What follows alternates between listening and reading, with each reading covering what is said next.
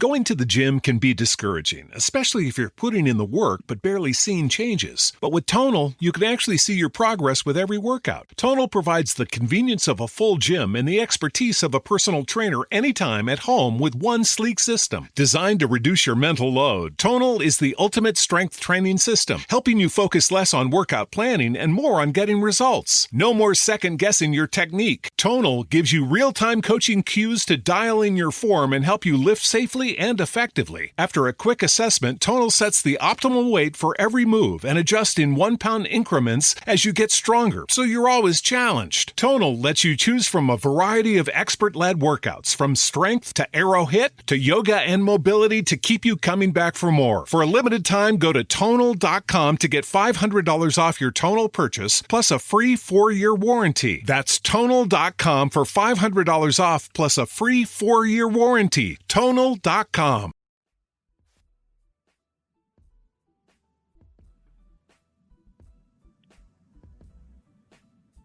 Here we are again. Welcome to the pod. The Uncensored Pod. Truly uncensored. Not Piers Morgan uncensored, but Jaguar Wright Uncensored. I tell you, as I'm doing my research and I'm looking through all of these things and I'm seeing what's going on, it's hard for me not to say more. And a lot of people are questioning, oh, she's not saying anything. She's not doing this. She's not doing that. That's not true. I'm doing what I'm supposed to be doing. I'm paying attention like I always have. And I'm watching how things are falling out. And it's funny because a lot of things seem to be going exactly the way I said they would. When I sat on Piers Morgan and I said that there were going to be little fires everywhere, I wasn't kidding, was I? Been nothing but fire since I sat down on that man's platform. And it's been quite explosive, consistently. Speaking of explosive, since people say I don't talk about anything regarding the trial, why don't we talk about Kid Cudi, Capricorn Clark, the car that blew up, and this Rico?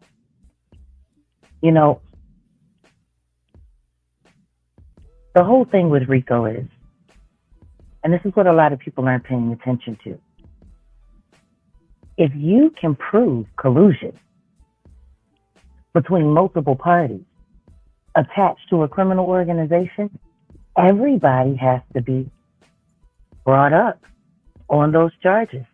Everyone can be brought into those charges. That's how they were able to get the mafia in line. So now, why don't we talking about what's looking to be the new mafia, the music industry? You have Cassie, who's now the sacrificial lamb for the entire freak-off industry, being totally ran through the muck. People saying, oh, she was this and she was that. It sounds like that song, Crush on You. She's a slut, she's a hoe, she's a freak. Got a different work every day of the week. But nobody's bothering to really pay attention to where the pressure comes from. Now, I've talked about the fact that none of these people are perfect. If you're in the industry, if you signed a contract, you got dirt on you. That's the only way they'll accept you. I would know. I signed those contracts. I was there. Part of the reason why I walked away before they wouldn't let me walk away. So let's talk about when Cassie actually tried to walk away and start a new relationship with someone else who was into her and she was into them. These were young people. Diddy still had Kim Porter at home with the kids. He was still messing with that girl Gina and God knows who else, as we are finding out in the midst of all of this weirdness. But the second that she tried to start her life with someone new, and it looked like she was going to be happy in doing that, all of a sudden, here comes the diddler to kill the day. Not to save it, but to destroy it. And he blew up that man's car. I don't know. In my opinion, that would be enough to get me to stay away from a girl that I really like. It would really be, yeah, that would be a very, very, very good reason. which then again leads me right back to Capricorn Clark, who just testified in court saying that she was forced to go along with the diddler in a bad boy company car. And people were trying to insinuate that her fingers were on the Molotov cocktail that was thrown into the car to blow it up. Now, why would that happen? What I do know is this. When I was young, I used to mess with some bad boys too. And there was an instance where something had happened, and I was asked to pick up something and hand it to that person. And I did. And my fingerprints were on it. I come to find out later that that thing that I had my hand on caused a lot of harm to a bunch of people that I didn't know and had no contact with. But my fingerprints was on it. Now, I'm not going to get into too many details about that experience for myself, but I bring it up to say this. When you're dealing with a bad guy who's looking to find ways to keep you chained to a bad situation so that they can control you, control your movements, control what you say, control what you do because of what they're holding over your head, it's a terrible spot to be in. And it sounds like to me that maybe that's what happened to Capricorn Clark. Why would he bring her along on a ride along like she was a police explorer and he was showing her the ropes of how to be a terrible person and a monster? Why would he do that unless he was trying to create some way to lock her to something that she would be ashamed to be attached to keep her there? And it sounds like, considering what she spoke about, that she went through a death row. And then the things that Suge Knight have come forward and said just in this past week, which, by the way, people really need to go back and listen to that. Stop paying attention to what he said and pay attention to why he said what he said. Because he also spoke about how she had been very poorly treated at death row by someone who we know who's been heralding himself as some kind of hip-hop hero all along, Reggie Wright Jr., who's looking more suspect by the day. But then again, I've always said so. So let's go even further down the rabbit hole. And let's talk about Curtis, who I call Curtis Periwinkle Jackson. Some of y'all call him 50 Cent. Right around the time that Capricorn was on the stand testifying as to what happened to Kid Cudi's car, Mr. Jackson decides to let everybody know that allegedly Mr. Carter was behind helping Diddy pull that off. So once again, collusion. Now, Diddy also said, if I'm correct, at the Bad Boy 20th anniversary concert, where Jay-Z was hundreds and thousands of miles away, but he was flown in special just to be there for that moment. And he called him his strategist. He called him his brother. He said very specifically, he is the person that I go to when I'm in trouble. He helps me fix all my problems. Now, all of this happened in 2012. What else was going on in 2012? Oh, yeah, that's right. The election campaign for Barack Obama. And if I got that right, that was around the time that Trump was deciding to go into politics, which he just said in the Oval Office the other day when he got ambushed with a Diddy pardon question, that Diddy was the one who cut him off. Diddy also became a DNC supporter with his brother, Jay-Z. Now, if I fast forward, actually, let's not fast forward. Let's rewind back to 2011. Because in 2011, on September 2nd, the alleged mistress of Jay-Z, whose family confirmed she was pregnant before she died, she passed away. just 2 days before Beyonce's birthday. And right before she made the big announcement that she was. But let's not go too far. Let's stay right where we are. As of this year, there were emails that surfaced from an unknown former celebrity public relations artist. I didn't say agent. I said artist. But apparently this person had leaked some emails stating, to a blogger on YouTube, of course, stating that Kim Porter and Kathy White have been in communication during the last year of her life. That Kathy White had went to Kim Porter looking for help and looking for guidance on how to deal with her Jay-Z problem. They stated in these emails that Kathy had been being threatened, harassed. Matter of fact, there was a text message, I believe, that it said came from Mr. Carter, allegedly, where he threatened to use a wire hanger to end Kathy's pregnancy.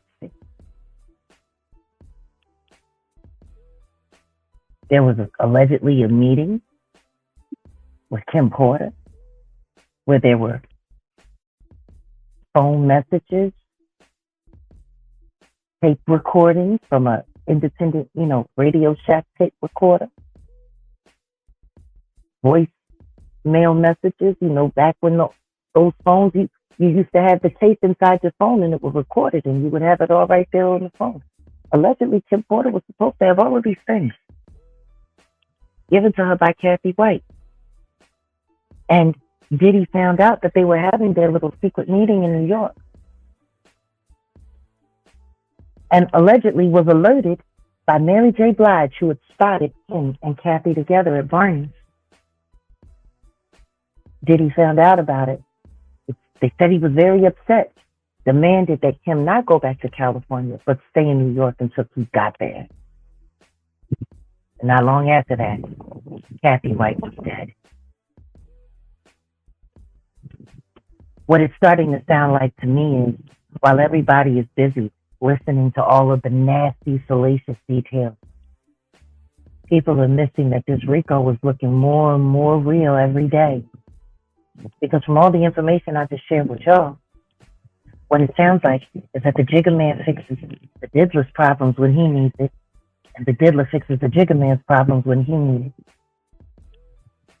Which would be in complete contradiction to what Alex Spiro had to say when he did his whole PowerPoint breakup between Diddy and Jay-Z, and said that they were only work associates and never friends. But the thing is, even if that was true, and if they were just work associates, and they were doing all of these things, and these things were being done, held under the umbrellas of their so-called enterprises and companies, then that would make all of this definitely Rico worthy. So,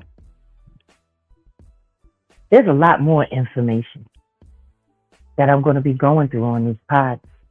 There's a lot more things that I'm going to be breaking down. But the last thing that I want to say before again is simply this. There's a lot of people that say, I don't know anything. There's a lot of people that say, I just make things up. There's a lot of people that say, I'm guessing and I'm doing this. But I'm still waiting for anyone to tell me that anything that they've heard in this trial so far is any different than anything that I've already heard. I spared the public all the gory, nasty little details. Matter of fact, I said on numerous occasions in my interviews on the Blue Couch that with all that I've had to say, I haven't even said anything. I think that would make me accurate. What people need to question are outlets like Lipstick Alley. Because what I do know is Lipstick Alley ain't nothing but a lineup site. Setting people up and lining people up. That's what I know. Which is why I've avoided it for years. I don't understand why nobody's really even looked into that platform. Who backs it, who sponsors it, and who runs it. But what I can say is Lipstick Alley ain't been my source. I don't watch it. You can go through any of I the only reason I know about it is because of a YouTuber that I used to work with that told me that they were investigating me. So I think what people really need to take into consideration is this. Is it that Jag has been parroting Lipstick Alley comments and content? Or is it really Lipstick Alley that's been following me and chopping and screwing and remixing all of the things that I've been saying for their validity? Because I know for a fact that Lipstick Alley has been following me long before I came to YouTube. They were following me on my Instagram. Oops. Y'all got to be careful when you're dealing with these people online, because most of them don't even know anything.